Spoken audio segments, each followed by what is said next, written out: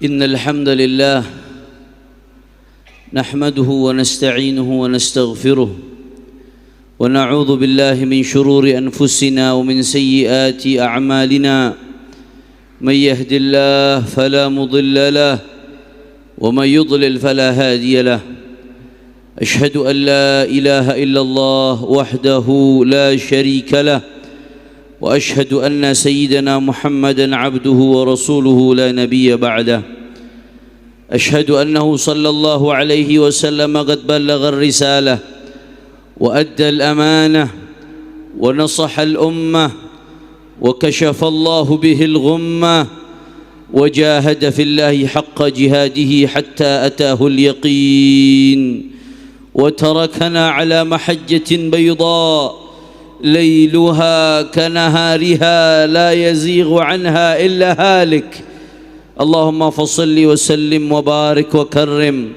ومجد وعظم على سيدنا وحبيبنا وشفيعنا ونور قلوبنا محمد الفاتح لما أغلق والخاتم لما سبق ناصر الحق بالحق والهادي إلى الصراط المستقيم وعلى آله وصحبه حق قدره ومقداره العظيم يا فتاه يا عليم أما بعد فيا عباد الله أوصيكم ونفسي المذنبة بتقوى الله فقد فاز المتقون تقوى إله العالمين فإنه عز وحرز في الدنا والمرجعي فيها غنى الدارين فاستمسك بها والزم تنل ما تشتهيه وتدعي.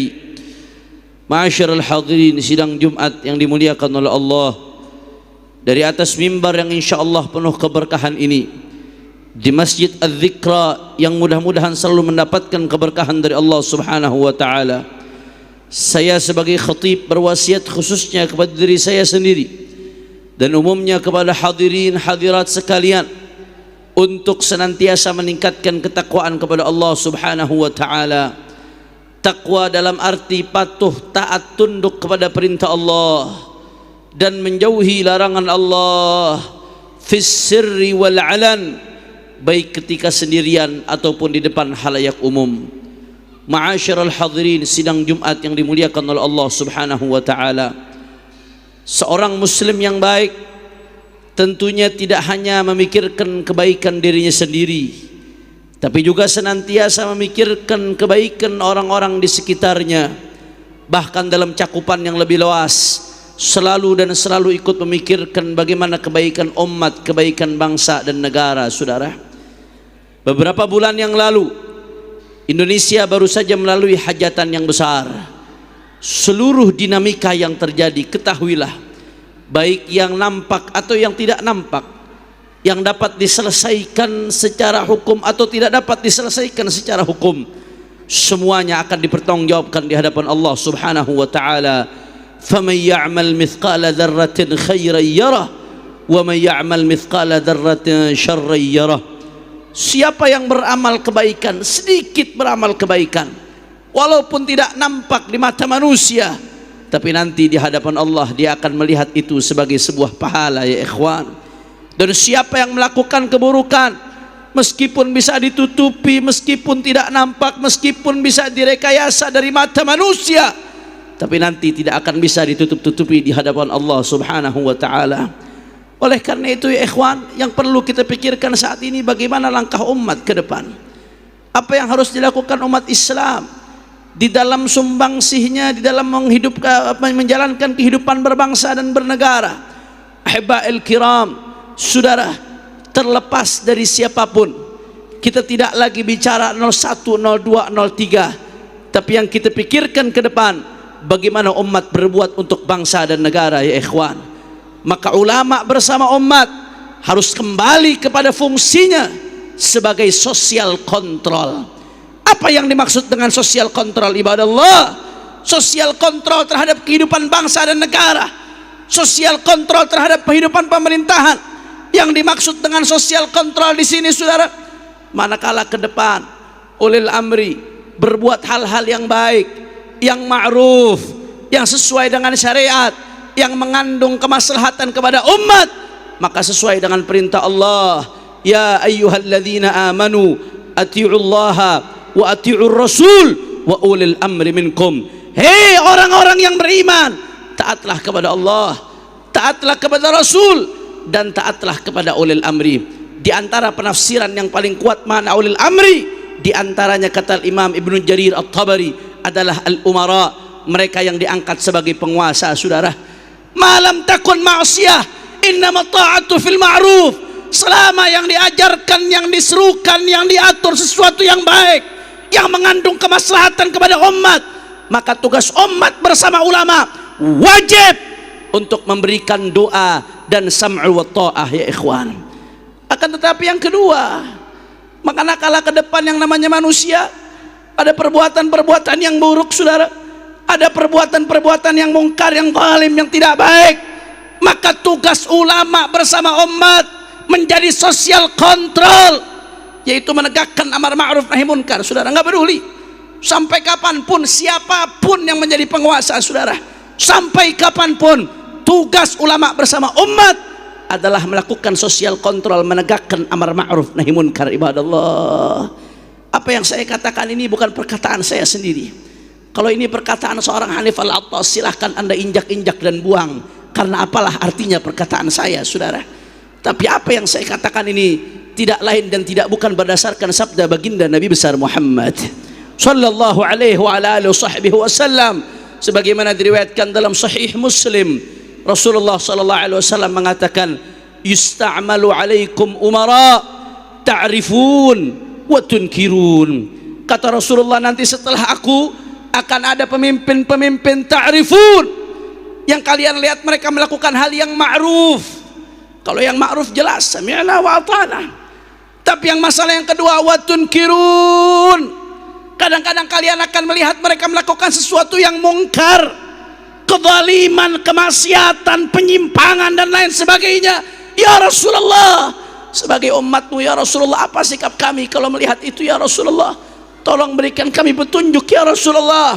Ternyata Rasulullah sudah memberikan petunjuknya dalam lanjutan hadis, saudara.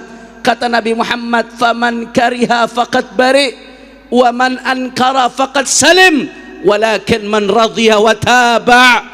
Kata Nabi Muhammad, faman kariha, siapa yang dia benci dengan hatinya, dia ingin protes nggak mampu, dia ingin nahi munkar tidak bisa, tidak sanggup, tidak memiliki kemampuan, maka batas minimal dari seorang mukmin menegakkan amar ma'ruf nahi munkar adalah kariha biqalbih, minimal tidak ridha, tidak suka dengan hatinya, saudara.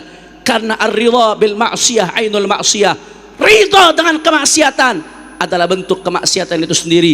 Bahkan Al-Imam Al-Haddad mengatakan, andai kata seseorang ada yang melakukan maksiat fil masyriq, di bagian timur daripada bumi, sedangkan di bagian barat daripada bumi ada orang yang menyaksikan, lalu dia ridha dengan kemaksiatan yang terjadi di bagian timur dari bumi, maka huwa syarikun fil ithim. Kalau ridha terhadap kemaksiatan sama saja ikut mendapatkan dosanya, ya ikhwan.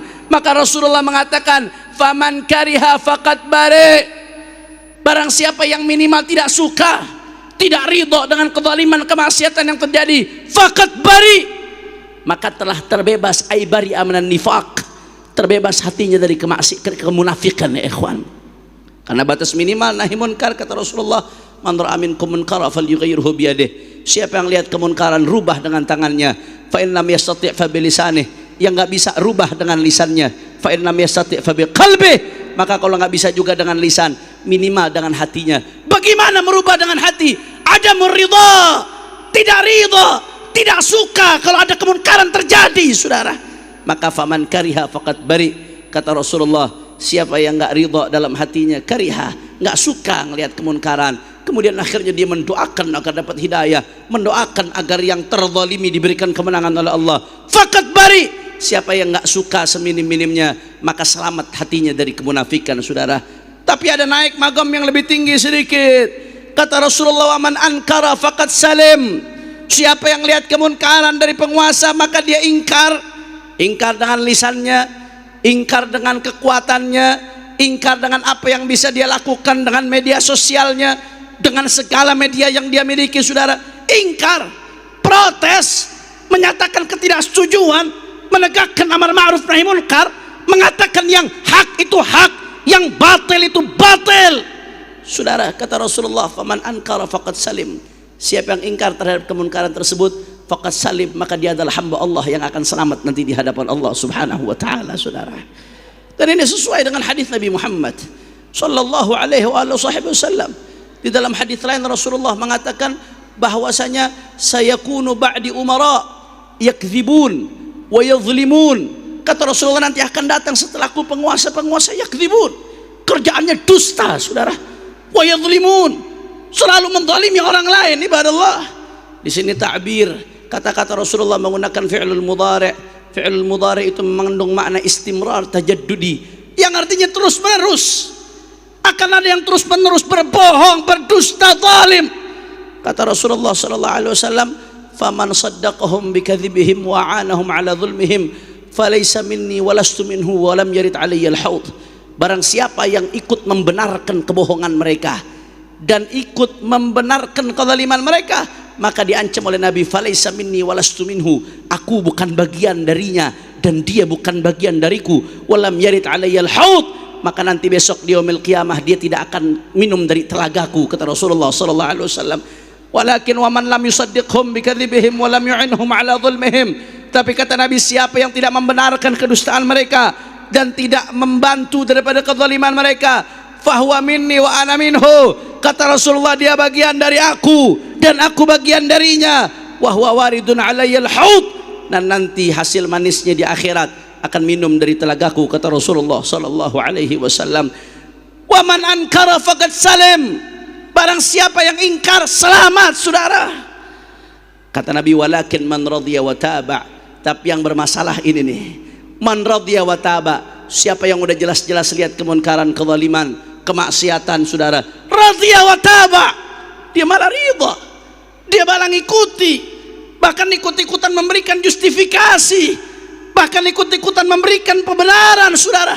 Artinya apa? Ai man radhiya wa taba lam yakun bari'an wa lam yaslam. Siapa yang ridha, siapa yang ikut-ikutan, itu yang akan celaka, saudara. Itu yang tidak terbebas dari kemunafikan, dan itu yang tidak akan selamat di hadapan Allah Subhanahu wa taala. Kenapa, saudara? Karena konsekuensinya berat. Kalau sampai kemunkaran dilakukan oleh penguasa diberikan justifikasi, apalagi dari umat dan ulama, saudara, konsekuensinya berat. Al-Imam Al-Ghazali dalam kitabnya Ihya Ulumuddin mengatakan, fasadul ra'aya bi fasadil muluk, wa fasadul muluk bi fasadil ulama, wa fasadul ulama bi istilahi hubbil jahi wal mal. Faman istawla alaihi hubbul jah wal mal lam yunkir ala al-radha'il, fa kaifa yunkir ala al-kaba'ir al-kibar, atau kama qala. Kata Imam Al-Ghazali, fasadul ra'aya bi fasadil muluk. Kenapa rakyat bisa rusak? Jawabannya gampang, karena penguasanya rusak, saudara. Fasadur ra'aya bi fasadil muluk. Rakyat rusak karena penguasanya rusak. Kalau penguasa baik, dia akan menutup pintu-pintu kerusakan dari rakyat dengan sangat mudah. Itu dilakukan oleh penguasa, saudara. Tapi kenapa rakyat bisa rusak, kemaksiatan merajalela di mana-mana? Biasanya itu karena kerusakan yang terjadi di tengah daripada pejabat, saudara. An-nasu ala dinu mulukihim. Keadaan agama masyarakat tergantung bagaimana keadaan kesolehan agama penguasanya. Pertanyaan yang kedua, kenapa penguasa bisa rusak? Kata Imam Al-Ghazali, wa fasadul muluk bi fasadil ulama. Rusaknya penguasa karena rusaknya ulama. Diam, ulamanya tidak menegakkan kebenaran, tidak menyampaikan yang benar, sehingga kemunkaran makin banyak di mana-mana. Dan pertanyaan berikutnya, kenapa ulamanya bisa rusak? Bistilahi hubbil jahi wal mal, karena hatinya dikuasai cinta kepada kedudukan dan cinta kepada harta, saudara.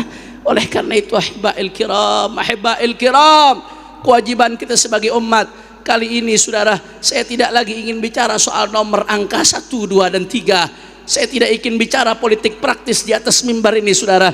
Yang kita ingin bicarakan, ibadallah, apa kewajiban kita sebagai umat, apa nilai yang diajarkan oleh Islam. Maka kewajiban kita sebagai umat adalah menjadi sosial kontrol yang baik. Manakala ada hal-hal yang baik, wajib kita mendukung, mendoakan, saudara. Manakala ada hal-hal yang munkar, wajib kita untuk menyatakan yang hak itu hak, yang batil itu batil, yang benar itu benar, yang salah itu salah. Resikonya berat, tidak mudah saudara. Sampai-sampai saking tidak mudahnya, pahalanya Allah berikan pahala yang besar. Kata Rasulullah, afdhalul jihad kalimatu haqqin 'inda sultanin jair. Jihad yang paling afdal kata Nabi adalah menyampaikan kalimat yang hak di depan penguasa yang zalim. Kenapa dia menjadi afdhalul jihad? Saudara, yang pertama karena tidak gampang berhadapan dengan penguasa menyampaikan kebenaran. Mereka punya segalanya, segala perangkat, sedangkan kita hanya manusia biasa, butuh keberanian, butuh sabaran, tantangan, rintangan, tidak mudah saudara. Dan yang kedua, kenapa dia menjadi afdhalul jihad? Karena kalau sampai berhasil saudara, manakala ada kebaikan yang disampaikan lalu diterima, maka kebaikan itu akan dirasakan oleh seluruh rakyat, jutaan orang saudara. Mutaaddi, kebaikan itu merembet kemana-mana. Tapi sebaliknya, kalau sampai ada kemaksiatan yang berhasil di stop, kemaksiatan yang berhasil dicegah ketika menyampaikan nahi munkar kepada penguasa, maka yang selamat dari mudarat tersebut adalah jutaan umat. Enggak heran kalau sampai Rasulullah SAW mengatakan ini sebagai afdhalul jihad. Insyaallah, mudah-mudahan negeri kita Indonesia dijaga oleh Allah Subhanahu wa taala. Mudah-mudahan ulama bersaumat sampai kapanpun terus bisa menjadi sosial kontrol untuk menyampaikan kebenaran, sehingga negeri kita akan terus dalam kebaikan insyaallah. Inna ahsanal kalam kalamallahil malikil allam, wallahu subhanahu wa ta'ala yaqul wa biqawlihi yahtadil muhtadun wa idha quri'al quran fastami'u lahu wa ansitu la'allakum turhamun. A'udzu billahi minasy syaithanir rajim. Bismillahirrahmanirrahim. Wal 'asri innal insana lafi khusr illa alladhina amanu wa 'amilus salihat wa tawasaw bil haqqi wa tawasaw bis sabr. Barakallahu li wa lakum fil Qur'anil Karim wa nafa'ani wa iyyakum bima fihi minal ayati wa dhikril hakim wa taqabbala minni wa minkum tilawatahu innahu was-sami'ul 'alim. Aqulu qawli hadha wa astaghfirullahal 'azim li wa lakum wa li sa'iril muslimin wal muslimat fastaghfiru min kulli dhanb innahu wal ghafurur rahim. Allahumma salli ala sayyidina Muhammad wa ala ali sayyidina Muhammad.